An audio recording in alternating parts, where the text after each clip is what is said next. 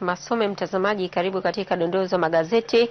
Kwa muhtasari uweze kuona vichwa vya habari vya magazeti leo vimeandika nini Jumanne April 19, 2016.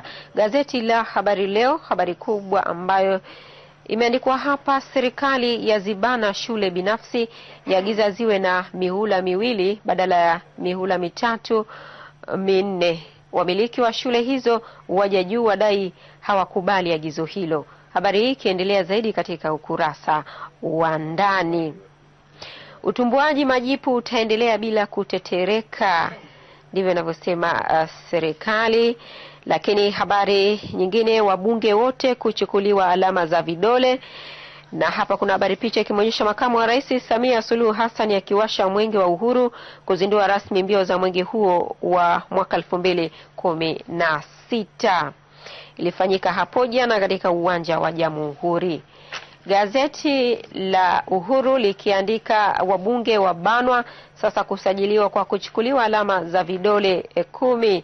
Lengo ni kuimarisha ulinzi na kuwatambua watoro. Bajeti ya serikali kusomwa Juni 9, kujadiliwa siku 9. CCM kidedea serikali za mitaa Arusha. Makonda ibua madudu zaidi Machinga Complex. Samia asema hatutamwacha mla rushwa bila kujali hadhi yake. Ndivyo linavyosomeka gazeti hili la Uhuru. Naam, gazeti la Majira likiandika ufisadi waibuliwa jengo la Machinga. Habari hii inayo ikiwa katika gazeti hili la Majira.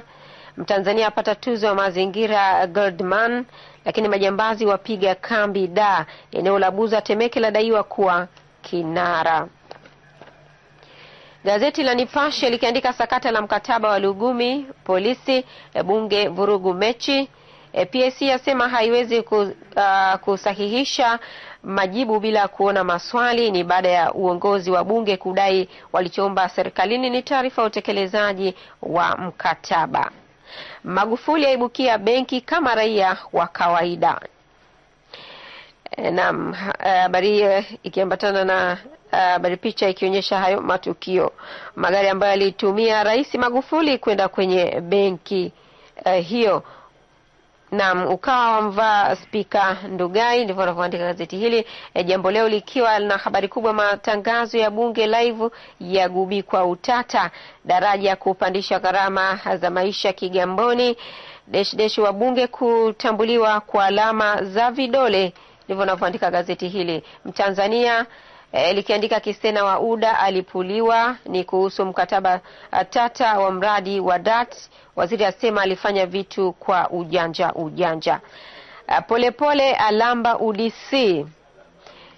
Rais Magufuli azua kizaazaa katikati ya jiji. Na habari nyingine ni Liumba afariki dunia, likiwa katika gazeti hili la Mtanzania.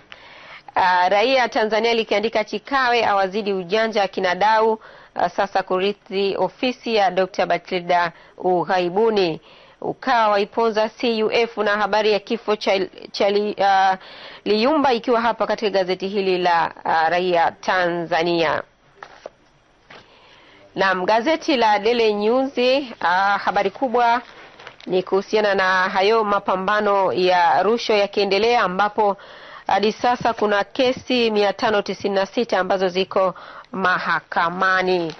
Tuangazie basi kurasa za michezo na burudani, nikianza na gazeti hili la Bingwa likiandika Kiiza kesi bye bye Msimbazi, Yanga Sports Club kuigeuza Al Ahly kiporo. Pluimu awapoteza Maboya, awaandalia bonge la surprise. Oscar Joshua akabidhiwa kazi maalum. Sobi El Saidi Zakaria kukiona cha moto kesho. Nyuma gazeti hili la Bingwa likiandika Kagoma Balotelli akataa kurejea Liverpool. Ndivyo anavyoandika gazeti hili, lakini kwa haraka magazeti mengine, Fukuto Simba Yanga Azam vita ugenini. Na kamilisha dondoo za magazeti.